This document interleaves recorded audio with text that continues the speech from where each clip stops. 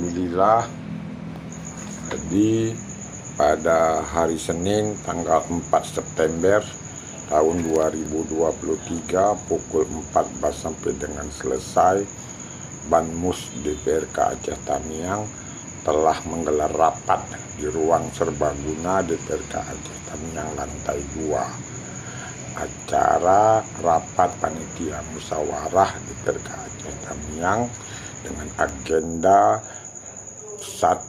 Penjadwalan rapat paripurna dan pembahasan rancangan kanun Kabupaten Aceh Tamiang tahun 2023. 2. Penjadwalan rapat paripurna dan pembahasan rancangan KUA dan PPAS APBK Aceh Tamiang tahun anggaran 2024.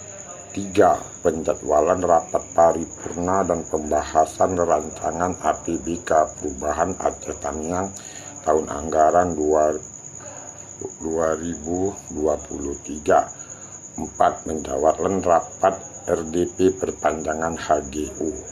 Banyak anggota Banmus yang datang. Rapat Banmus tersebut juga dihadiri oleh Wakil Ketua DPRK Aceh Tamiang Fadlun dan Muhammad Nur. Sedangkan anggota-anggota Banmus yang lain juga banyak yang hadir untuk mengikuti rapat tersebut. Dengannya ada rapat ini, maka Kang Agam tidak jadi pindah dari Kabupaten Aceh Tamiang karena anggota Dewan Banmus sudah tidak lagi memboikot rapat Banmus.